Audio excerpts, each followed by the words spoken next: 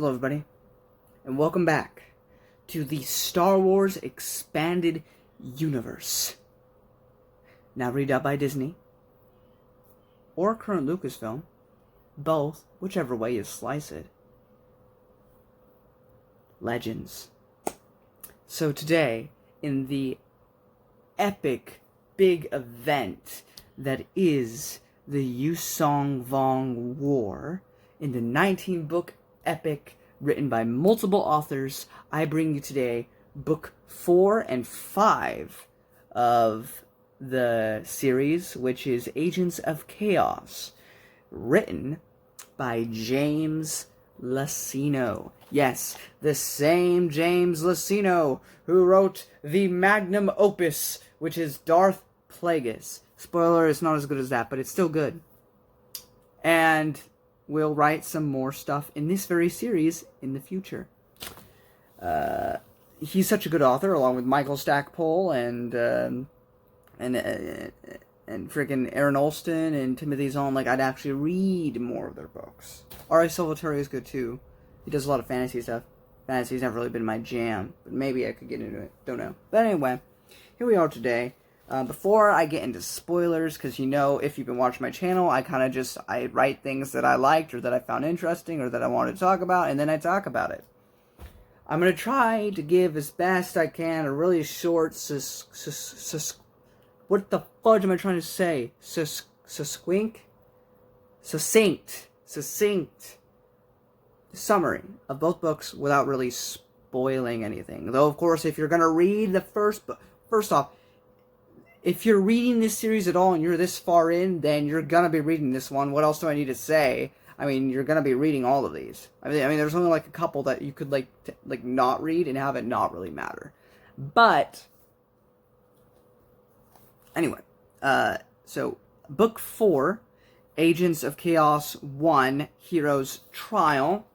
So of course we know that Han Solo has been having a hard time since Chewbacca's death.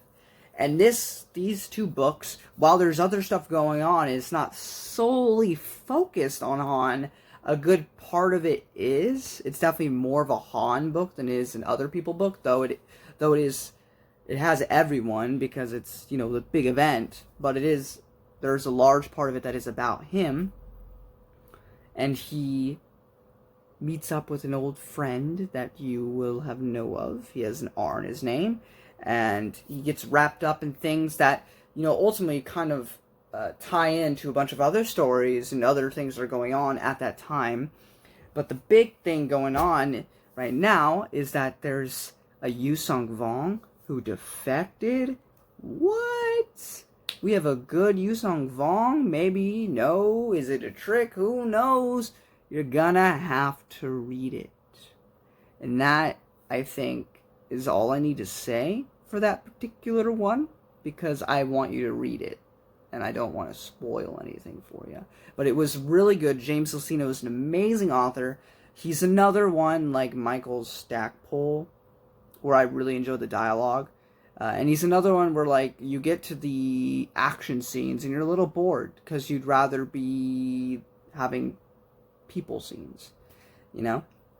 But, yeah, it's, I mean, I have a high expectations for James Luceno because I really, Darth Plagueis and Darth Bane are, like, still my favorite Star Wars books. I haven't found any better yet. Not even the Timothy Zahn trilogy. But this was still a really good book by him. And then Agents of Chaos 2, Jedi Eclipse, which Leia is trying to get the HAPS cluster, yes, from the courtship of Princess Leia, trying to get them to help in the war effort. Han is continuing on in the adventures to help a person that he has been adventuring with since the last book find his family. Actually, I'll wait for spoilers on that, but other characters that are from the Thrawn trilogy appear, and they're up to stuff. And it all ends with Centerpoint Station. Yes, from the Corellian trilogy. And I'm going to leave it there. I know that's kind of vague. I know that doesn't exactly tell you what you're getting into. But if you're reading the first Agent of Chaos anyway, you're going to be reading the second one because it's a direct continuation. And if you're reading these at all, you're probably trying to read all of it because it's the new Jedi Order. And if you're one of those people who only do a couple, well, I mean, okay, I guess I think you're missing out though. But overall, these two books, books 4 and 5, Agents of Chaos by James Luceno, excellent additions to the Star Wars expanded universe. Loved it. Love the Yusong Vong. Love how everyone's working together to make sure this is all like one coherent narrative. It all fits together, even though it's different authors. It all makes sense. And just defeat after defeat after defeat so far for our heroes, and it's just not going well. We need a win eventually, you know.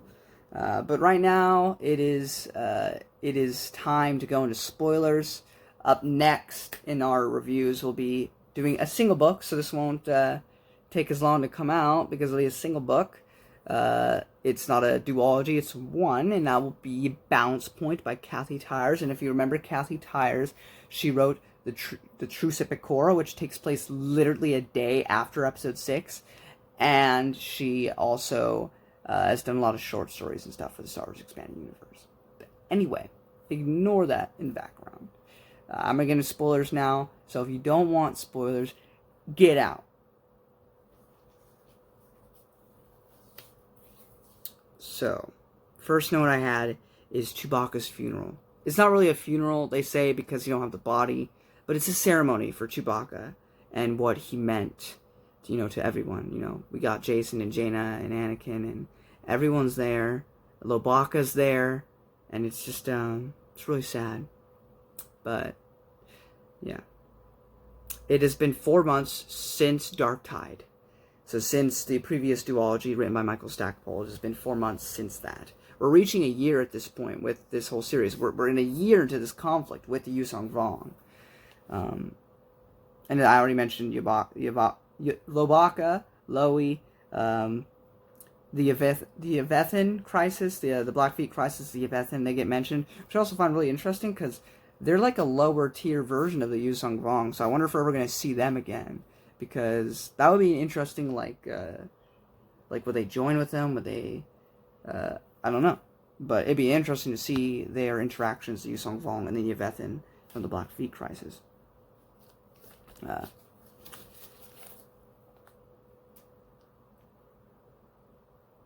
Basically, in this first book, every Han adventure ever gets mentioned. The Brian Daly adventures get mentioned. The A.C. Crispin adventures get mentioned. Other things that I haven't probably read or seen get mentioned. There's just so much. Outbound Flight, of course, gets mentioned because they start speculating, because Luke is talking to, I think it's Talon Card, if I'm remembering correctly. I just read 2 books and then did a review, so if I'm not remembering the first book exactly accurately, I apologize. But he's talking about how in the Hand of Thrawn duology, they found the clone and stuff, but they also knew that all these people, they were preparing for some sort of invasion, for some sort of threat outside the galaxy. And he's wondering if that was Yusong Vong. Roa from I know he was in the A.C. Crispin trilogy. He might have been in the Brian Daly trilogy, which would make sense for why it was in the A.C. Crispin trilogy, but I don't remember. But it's just another friend that was there, and I was super happy to see him. We get to see Borsk. Is that how you say his name, right? The reptilian bounty hunter. Older Borsk shows up for a second. There's a bar fight. Roa dies, ? We'll talk more about that in book 2. But spoiler, it's not what I thought. So again, I also found this fascinating. So 3PO sentience. So this was also something that was barely touched upon in the Black Fleet crisis. Because 3PO was going on an adventure with Lando. And you start to see him, talking about his sentience and his being, which doesn't really get brought up in the movies, but these droids in this universe, they get sentience, they get to become a person the longer they stay, which is why you're supposed to routinely mind wipe them, so they go back to being their basic programming. And because the longer they stay, the more personality and personhood they achieve. It's like, you know, if you don't kill a baby before it comes out of the womb, it becomes a person. I just lost so many subscribers. I'm sorry. But all jokes aside, I just find it really fascinating that, you know, these books are finally touching upon, like, this whole sentience thing, because it is a routine thing in the prequels and the original movies to mind wipe a droid. In fact, when we go through this entire expanded universe, you'll realize that R2-D2 has never been mind wiped. So from episode 1 to whatever else we read with him in it, he's never had his mind wipe, and he remembers it all. So, and that's why R2-D2, because we can assume that C-3PO in between episodes 3 and 4 got a mind wipe. Maybe even a couple mind wipes. We don't know. But R2-D2 didn't. So that's why he's always has a bigger personality than R2-D2. Or sorry, than C-3PO. And that's why, you know, he's always being heroic and stuff. Because he's gained that sentience. He knows all this stuff, man. Sorry, it took so long on that tangent. Lando and Bria. So Han boards the ship that was in the A.C. Crispin trilogy. Might have been in other things, I don't exactly remember. But it's a ship where Bria was there as a rebel. Well, it was the Corellian, like, bracket of the rebellion, because it wasn't like a fully fledged thing yet, if I'm remembering correctly. Or it already was. I don't know. But anyway, she was there. Boba Fett showed up. Lando was there. It was a great part of the book. It was awesome. But it was just cool that they got a mention. Belinda is here from the Corellian trilogy. That black lady who was, like, working for the, like, basically like the FBI or whatever of the New Republic. Oh, we learned something fascinating here. And this is something we'll see in Maul Lockdown when we get to the prequels. When we get to the prequel era books. Maul Lockdown is going to be crazy. It's a super bloody, super violent book. Where Maul basically fights a bunch of people for the entire book. But it says that the Vong have been slowly coming into the galaxy for the past 50 years. So this has been a slow invasion. They've been ever slowly getting into positions that they need to be so they can orchestrate helping the rest of their people enter the galaxy. But 50 years, that would lead all the way back into the prequel era, even if not a little bit before that. So, that's crazy.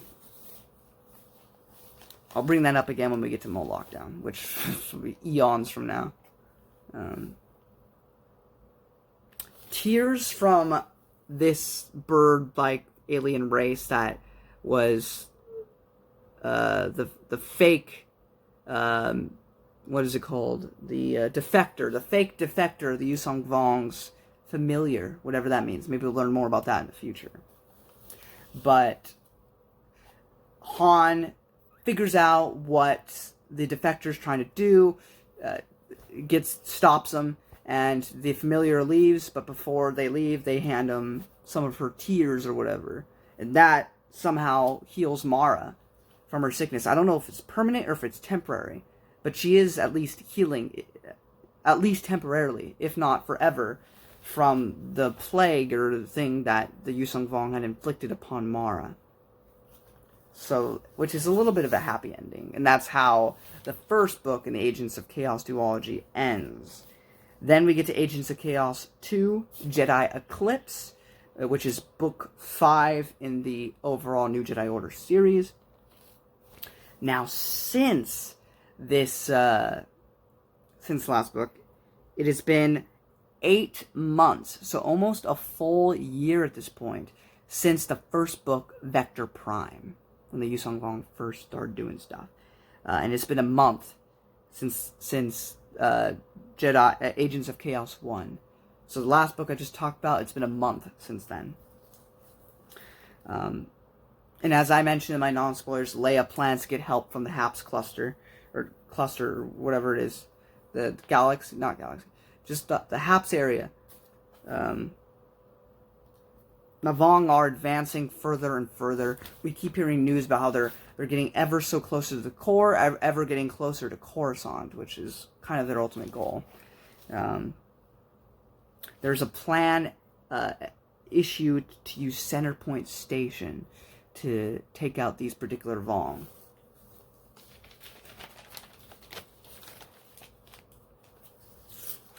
Roa lives! He's alive on the ship, which also holds Worth Skitter, one of the Jedi Knights.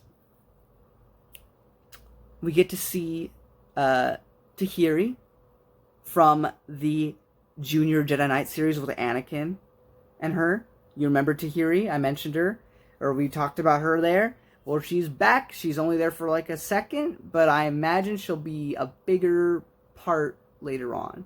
But I really loved her. She's another like female character that I love. I haven't seen enough of Jaina yet. I mean, I liked her in the Young Jedi Knight series, but we'll see with her older where that goes. But Tino Ka and Tahiri are amazing, and I love them. We also get to see Talon Card for like the first time since the series began. I think we've had him mentioned before, if I'm not mistaken, but we haven't seen him yet. So it was good to see him again. I love my Talon Card. We get to see Isildur, because of course we're going to the Haps Cluster. We get to see him again, and Tino Dojo, who is of course Tino Ka's mother.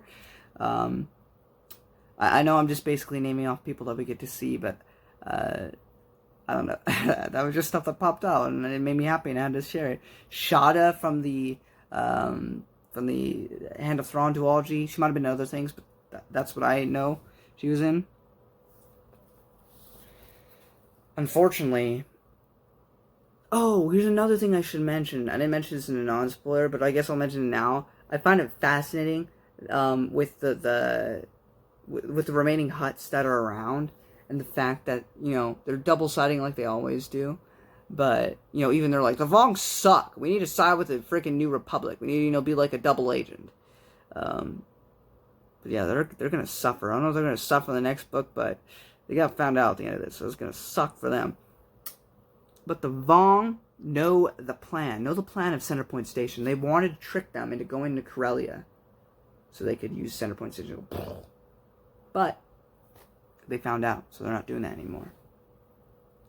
We get to see Thraken Sal Solo from the Corellian trilogy. Say what people will about that series, I really enjoyed it, and of course no one's going to compare to Thrawn. Like, the Yusong Vong don't even compare to Thrawn. They're good villains, for sure, at least so far. There's no, like, particular one that's, like, the central figure. I guess that's maybe Naminor, I'm not sure, as he's the only consistent constant in all these. But, I really like Thraken Sal Solo as a villain. I thought, you know, while his motivation was evil and wrong, I thought it was a good motivation. I like him as a character. I think he's a good character in this series. I think he's a good villain. So it was good to see him again, despite his self. So we get to the point. It seems like the heroes are winning. Like, they're getting the prisoners out of the ship. Kip Durin just being awesome and stuff. And it just seems hopeless for these particular Yusong Vong. And the Haps just showed up to save the day as well. It seemed like everything was going perfectly. And everyone at Centerpoint Station is arguing about what we should do. Anakin's there. He's like, I don't know, what should I do, Jason? And Jason's like, don't do it. So Anakin doesn't do it. But what does Thraken do? He goes right in there and he's like, fine, I'll do it. And instead of blowing up only the Yusong Vong, he blows up half of the Yusong Vong ships and half of the Hap ships, and basically just hurts everyone in the process. And that's where the book kind of ends. Han and Leia aren't doing well. Their relationship is strained right now. So overall, you just have bummer after bummer after bummer after bummer after bummer. The Jedi, the heroes, they have not gotten a break. They had a small victory in the first book, but again and again, they are getting loss after loss after loss. They are failing right now. It's really sad to see. But overall, phenomenal duology. Love James Luceno, amazing author. And I look forward to continuing going through this 5-year-long war of craziness. And it's truly been awesome so far. And we have more bangers to get through. Definitely not my favorite book yet in the series. That's still Vector Prime, though I hear Star by Star is considered a lot of people's favorites, along with Traitor. But that's going to be a while before we get to that. Up next, we got Balance Point. So I will see you then. Thank you all so much for watching, and I'll see you next time. Bye-bye.